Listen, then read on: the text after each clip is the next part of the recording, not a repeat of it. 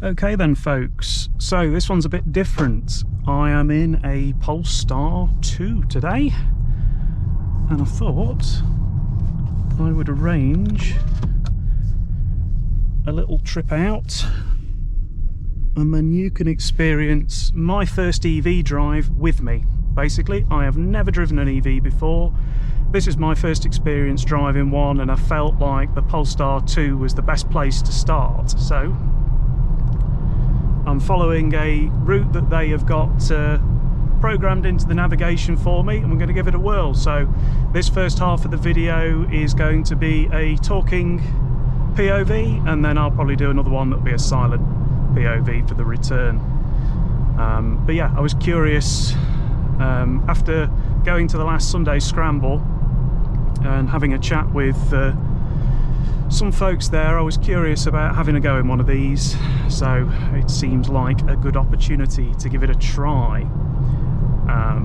Initial impressions are, it's very weird. There is absolutely no engine vibration at all.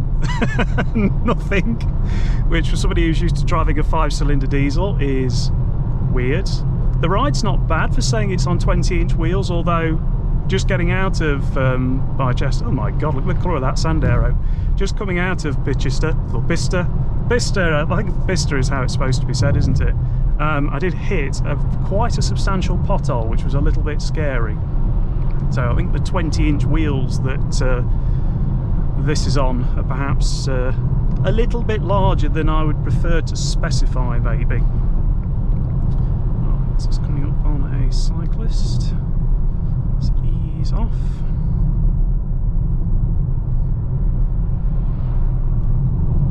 Yeah, I mean, I could get used to that amount of go. I know that much.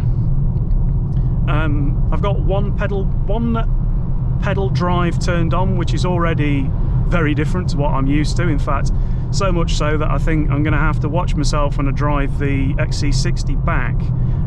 That's very, very strange. So rather than using the brake pedal to come to a stop, and the fella at Polestar who I chatted to described it, you're basically treating the throttle pedal like a dimmer switch, which I thought was quite an interesting analogy actually, and it's quite accurate. My windscreen is starting to steam up here. Okay Google, demist the windscreen. On the website rack.co.uk, they say, use the aircon in conjunction with the heater. Hot air will dry the glass a little through evaporation, but the air will then cool down and condense on the glass once more, so make sure the aircon is on to keep the atmosphere inside dry. If your windscreen is iced up... Okay, max defroster, there we go, that should sort it out.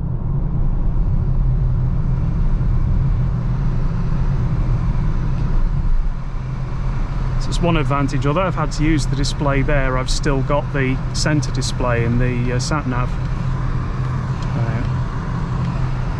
Yeah, it just requires a little bit more thinking, one pedal driving does, because as I say, the temptation just to immediately lift off winds up causing the car to brake a little bit more than you might expect.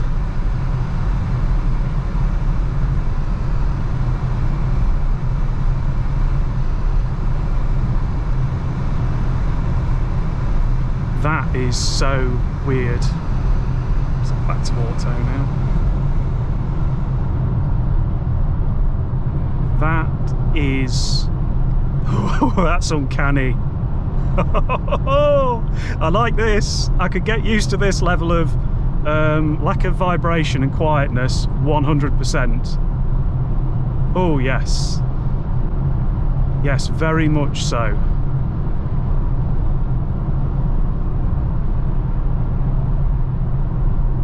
So smooth.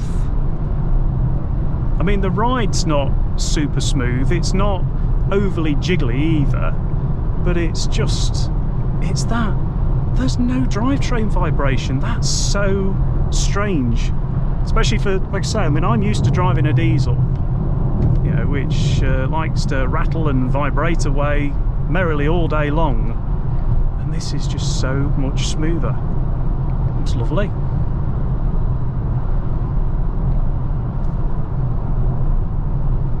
Let's try and equalise these temperatures.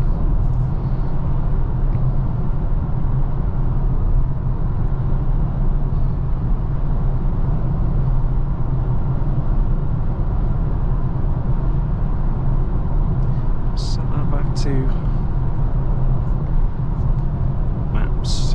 There we go. Got both the route back up now on there and on here.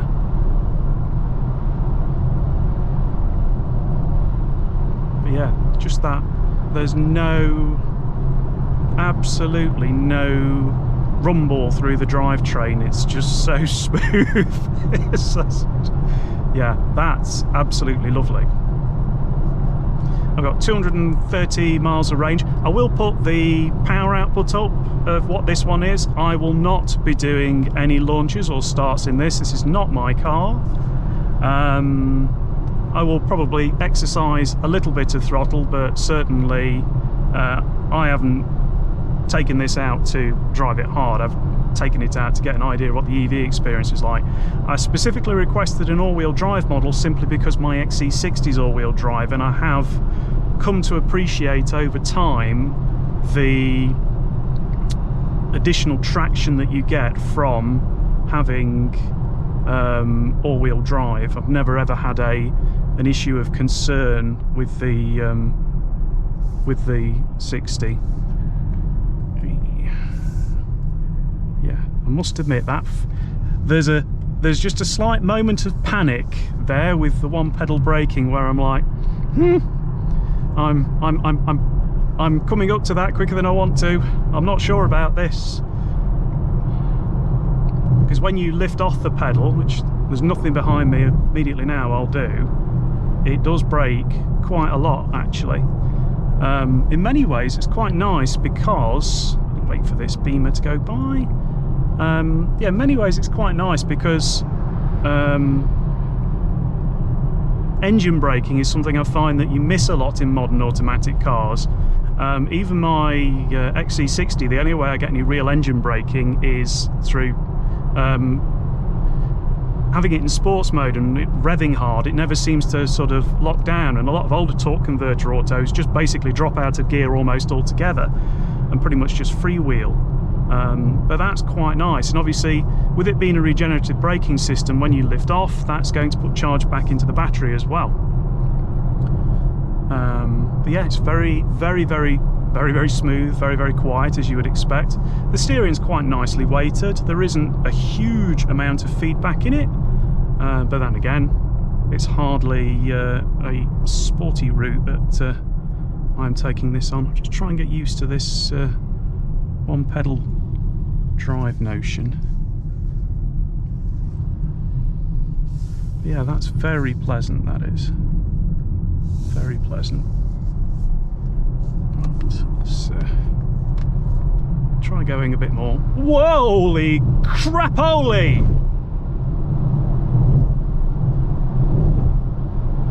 That was about a third throttle. Sweet mother of Jesus!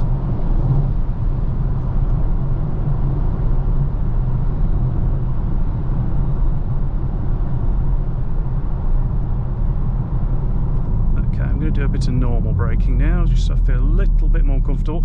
The other way that they've got this set up at the moment is there is no creep setup on it. So I'm used to driving an auto, again diesel, regular torque converter auto, and it will creep. This, when I lift off the throttle, won't creep, but you can turn that on. So he did say to me, if you're somewhere, you know, like driving past Heathrow and you need that little bit of extra movement along, so you're not having to constantly prod the accelerator pedal, then you can, which is good. Right, so let's, again, I'm just going to,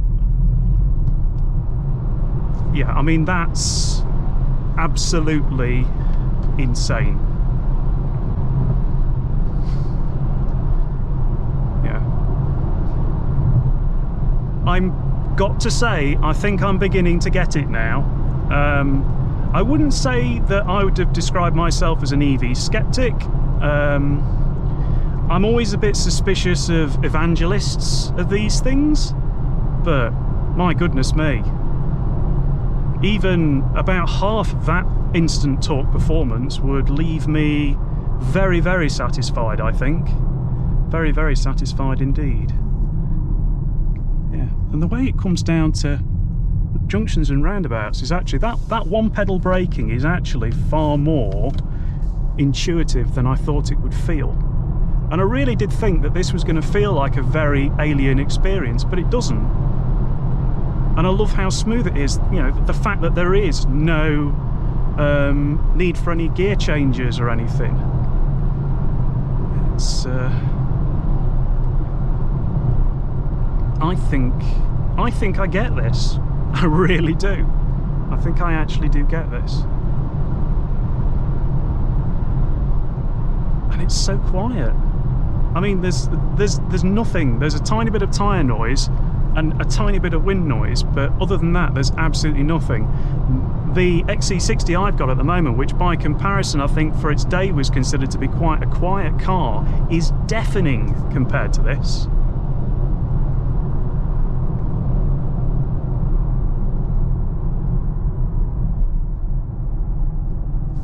Right, let's just follow its instructions to the letter.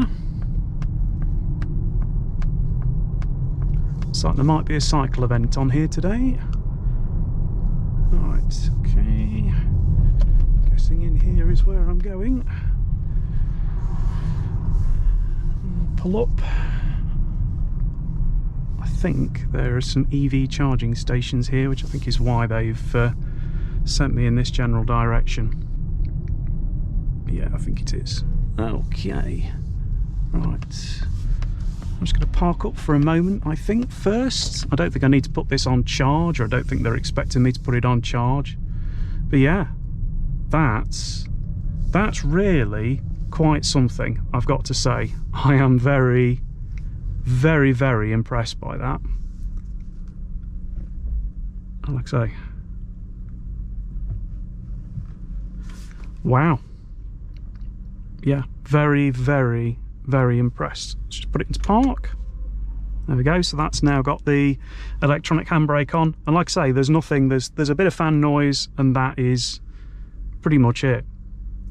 So yeah, I say, I mean, a lot of the switchgear in here would be familiar to anybody that's ever owned a Volvo. I think it's built on the same platform as the XC40 and the upcoming C40. But yeah, love it. Absolutely love it. I think if this is the future, bring it on. That's all I can say. Yeah, if this is the future, absolutely bring it on, because yeah, marvellous. There you go. There's a conclusion I bet you didn't think you'd hear today.